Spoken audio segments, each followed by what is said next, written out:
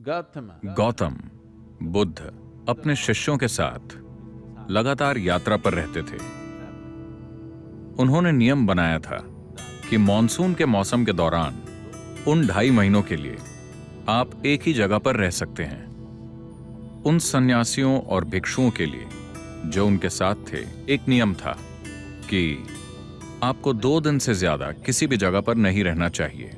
आमतौर पर भिक्षुओं को कई घरों में आसरा दिया जाता था, इसलिए उन्होंने ये नियम बनाया कि 2 रात से ज्यादा आप एक घर में नहीं रह सकते, वरना उस परिवार पर काफी बोझ पड़ेगा।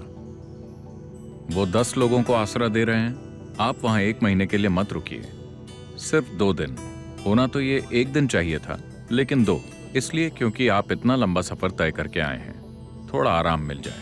लेकिन मॉनसून के मौसम के दौरान उन्होंने कहा कि 2 से 2.5 महीने तक आप एक ही जगह पर रह सकते हैं, क्योंकि मॉनसून के मौसम के दौरान जंगलों के रास्तों से होकर गुजरना खतरनाक होगा और कई लोगों की जान भी जा सकती है। तो ये एक ऐसा ही समय था। वो एक बड़े शहर में ठहरे और वो बहुत सारे घरों में रहने लगे। भिक्षु लोगों से भिक्षा मांगने के लिए बाहर निकले। आनंद या आनंद तीर्थ, जिस नाम से उन्हें जाना जाता था, वो भिक्षु बनने से पहले गौतम के बड़े भाई हुआ करते थे। वो भी बाहर निकले। वहां शहर में एक वैश्या रहा करती थी। उसने आनंद को भिक्षा दी। उसकी तरफ देखा, एक सुंदर जवान आदमी, लंबी कद काठी। उसने कहा, मैंने सुना है कि भिक्षु कई घरों में रहने की जगह ढूंढ रहे हैं, तुम मेरे यहाँ आकर क्यों नहीं रहते? आनंद ने कहा, मुझे कोई दिक्कत नहीं है, लेकिन मुझे बुद्ध से पूछना होगा कि मुझे कहाँ रहना चाहिए। तब उसने उसे ताना मारते हुए कहा, ओह, तुम अपने गुरु से पूछने वाले हो? जाकर पूछो, मैं भी देखूं कि वो क्या कहते हैं। तो आनंद अपने दिन भर की भिक्षा लेकर वापस पहुंचे। गौतम बैठे थे। वो आए और उन्होंने भिक्षा उनके चरणों में रख दी। सारे लोग जहां भी जाएं, उन्हें भोजन और रहने की जगह का इंतजाम करना था। तो आनंद ने पूछा, इस तरह ये महिला मुझे न्योता दे रही है, क्या मैं वहां रह सकता हूँ? गौतम ने कहा, अगर वो आपको इतने प्यार से आमंत्रित कर रही है तो आपको वहां जाकर रहना चाहिए। शहर के लोग जो वहां बैठे थे, उन्होंने कहा, क्या एक सन्यासी जाकर एक वैश्या के घर में रहेगा? बहुत हो गया। ये आध्यात्मिक प्रक्रिया भ्रष्ट हो गई है। गौतम ने उन्हें देखा और कहा, आप इतने परेशान क्यों हो रहे हैं? वो महिला इन्हें न्योता दे रही है, इन्हें वहां रहने दीजिए, इसमें परेशानी क्या है? वो सभी खड़े होने लगे और उन्होंने चिल्लाना शुरू कर दिया। उन्होंने कहा, रुकिए, मैं इस मार्ग पर हूं क्योंकि मुझे लगता है कि ये जीने का सबसे शक्तिशाली तरीका है। अब आप मुझसे कह रहे हैं कि उसके तरीके मेरे तरीकों से ज्यादा शक्तिशाली हैं।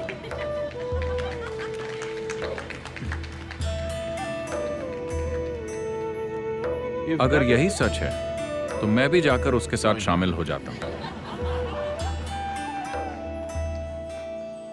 मैं यहां हूं क्योंकि मुझे लगता है कि यह जीने का सबसे अनमोल और शक्तिशाली तरीका है। अगर आपको लगता है कि उसके तरीके मेरे तरीकों से बेहतर हैं, तो मुझे भी वहां जाकर शामिल हो जाना चाहिए, क्योंकि अगर आप एक सच्चे साधक हैं तो ऐसा ही होना चाहिए।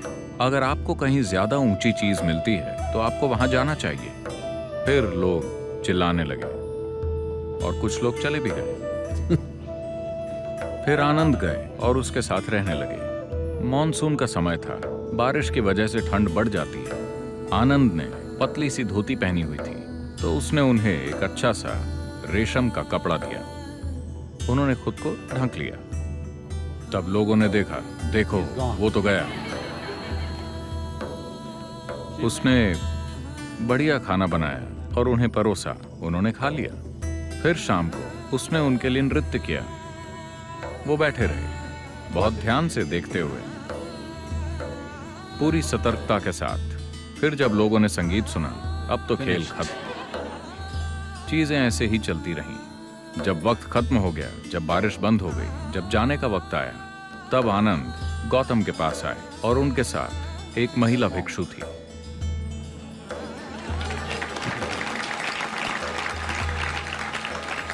तो The power of being on the path of truth has been there. सत्य के मार्ग पर चलना हमेशा से शक्तिशाली रहा है, लेकिन कई बार ये ऊंचाइयों तक पहुंचा है पर कभी मुख्य धारा नहीं बना। मैं देख रहा हूं कि आज कम्युनिकेट करने की हमारी क्षमता की वजह से, टेक्नोलॉजी की वजह से, इंसान की चाहत, सत्य को खोजने की इंसान के अंदर की स्वाभाविक चाहत, ये कोई सिखाई हुई चीज नहीं है। ये कोई ऐसी चीज नहीं है जो लोगों को सिखाई गई है कि आपको सत्य की खोज करनी चाहिए। ये इंसानी बुद्धि के लिए स्वाभाविक है कि वो सबसे ऊंची चीज को खोजती है। किसी भी इंसान को अगर एक मौका दिया जाए ये चुनने का कि या तो यहां रहिए या वहां, तो वो हमेशा कहेगा मैं वहां रहना चाहता हूं। अभी हो सकता है कि वो यहां फंसा हुआ हो, पर उसकी इच्छा हमेशा सबसे ऊंची जगह पहुंचने की होती है। बात सिर्फ इतनी है कि हमें उसे दिखाना होगा कि शराब के नशे से ऊंची चीज भी होती है, ड्रग से ऊंची चीज भी होती है, सामाजिक नाटक में फंसने से ऊंची चीज भी होती है, और किसी से बेहतर बनने की होड़ में भागने से ऊंची चीज भी होती है। हमें बस उसे यह दिखाना होगा, हमें उसे यह समझाना होगा कि एक ज्यादा ऊंची संभावना मौजूद है। हमेशा से बहुत से ऋषि, संत, योगी और गुरु ऐसा करते आए हैं, लेकिन जैसा कि मैंने कहा, वो सज्जन लोग थे। उनके पास मेरे जैसी आवाज नहीं थी।